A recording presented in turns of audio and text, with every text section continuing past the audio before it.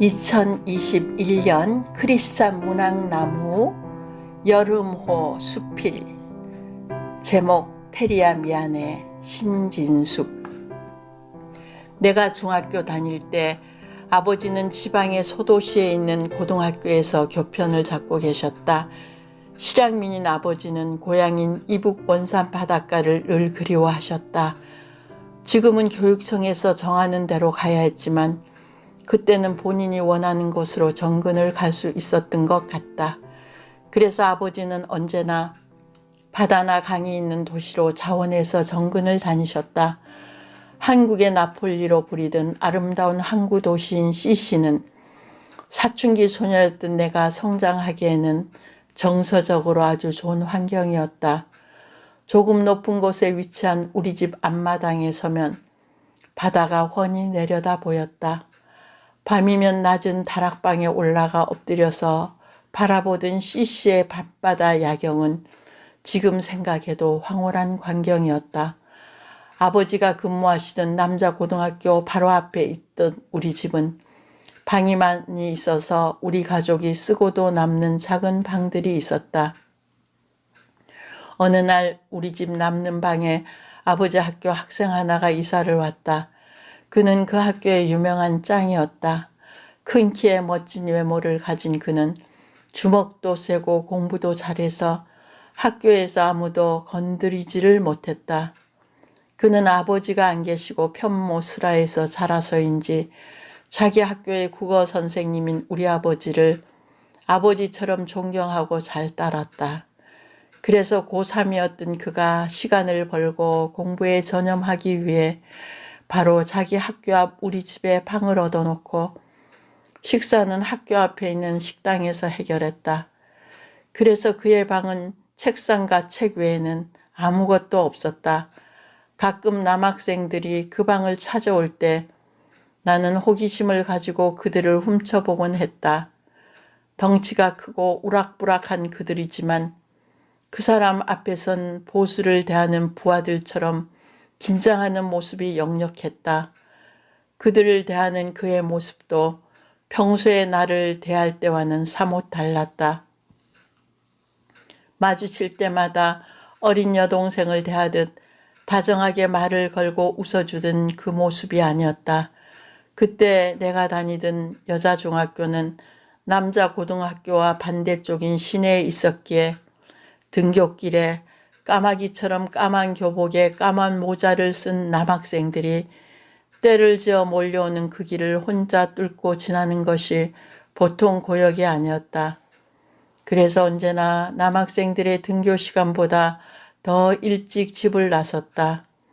그러나 어쩌다 하굣길에 갑자기 쏟아져 나오는 그들을 길 한복판에서 마주칠 때는 당황해서 어쩔 줄 몰라 쩔쩔매다가 남의 집 장독 뒤에 가서 숨은 적도 있었다. 지금으로선 상상도 안 되는 일이지만 그때 나는 그렇게 순진하고 수줍은 중2 여학생이었다. 그 당시도 우리 집은 개를 키웠다. 엄마만 빼고 아버지도 우리 형제들도 개를 무척 좋아했다. 우리 집에 오는 개는 어떤 개나 이름을 테리라고 불렀는데 처음에 올 때는 볼품이 없고 이상했던 개들도 우리 집에만 오면 다들 귀가 바짝 서고 털에서는 윤기가 자르르 흐르고 예뻐졌다. 아마 아버지가 개 이름을 세계적으로 아름다운 여배우 엘리자베스 테일러 이름 뒷자만 따서 테일러라고 지어줬기 때문인 것 같다고 했다. 처음엔 테일러라고 부르다가 어느새 그냥 쉽게 테리라고 발음하고 부르게 된 것이다. 우리 테리는 참 영리했다. 집도 잘 지키고 멀리서 오는 발자국 소리만으로도 주인을 알아보는 개였다.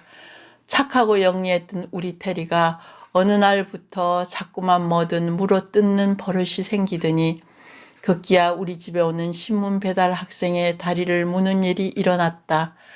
다른 건 다 용서가 되지만 사람을 무는 일은 절대로 용서가 안 된다고 가족회의에서 결정하고 테리를 팔기로 했다.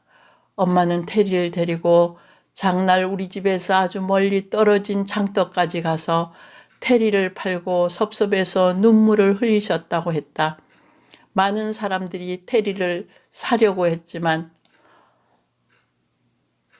엄마는 한참을 기다려서 목장의 짐승들을 지키는 제가 필요하다는 목장 주인에게 테리를 팔았다고 조금은 안심하고 오신 것이다. 우리는 섭섭했지만 테리가 목장집에 가서 짐승들을 잘 지키고 새 주인의 사랑받기를 바라면서 테리를 잇기로 했다. 그런데 사흘이 지나서 학교에서 돌아오니 테리가 우리 집에 왔었다고 했다.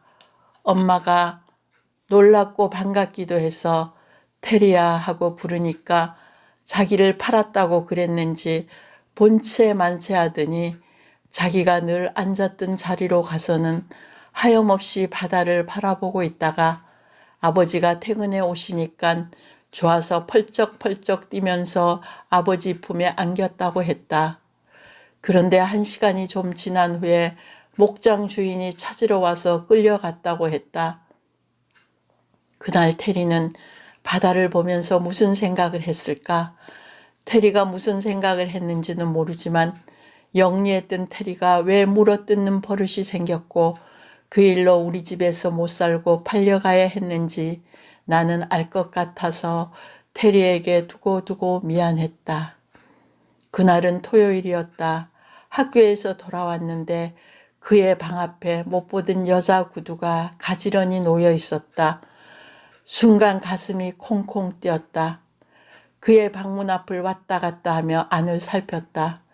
문이 닫혀 있어 안을 들여다보지 못했지만 다행히 조금 후에 방문이 열리고 아주 예쁜 숙녀가 나오더니 급하게 대문을 빠져나갔다. 고3 학생인 그와 어울리는 여고생이 아닌 성숙한 여자였다. 그녀는 거의 토요일마다 그 시간에 그를 찾아와서 잠시 머물다 급하게 집을 빠져나갔다.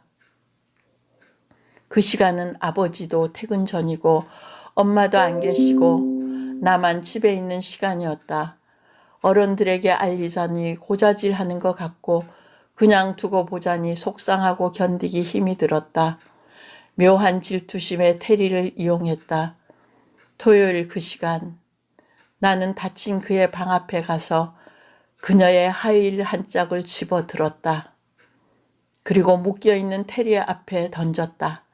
심심했던 테리는 그 구두 한 짝을 물고 뜯었다 놓쳤다 하면서 신나게 가지고 놀았다. 항상 먹을 것을 주던 주인이 던져줬으니 안심하고 자기 장난감인 줄 알았나 보다. 거의 50년 전 일이라 그날 그녀가 테리가 물어뜯어 못 쓰게 된 구두를 신고 어떻게 집으로 갔는지는 기억이 없다. 단지 그 후에 다시는 그녀가 그 방을 찾지 않았고 테리는 뭐든 물어뜯는 버릇을 고치지 못하다가 결국 팔려갔다. 그날 필사의 탈출을 감행했던 테리가 억센 새 주인의 손에 붙잡혀가면서 얼마나 절망했을까. 온 가족의 사랑을 한 몸에 받고 살던 애견이 한순간 목장 짐승들의 지킴이로 전락해서 테리는 얼마나 고되게 살았을까. 정들었던 옛 주인들과 매일매일 내려다보던 쪽빛 바다를 언제까지 기억하고 그리워했을까. 자기의 이지러진 마음을 주체하지 못해 사랑했던 애견을 떠나보낸 죄책감 때문에 어린 주인 소녀가 아무도 모르게 한동안 가슴앓이 했던 걸 테리는 혹시 알까. 테리야 미안해.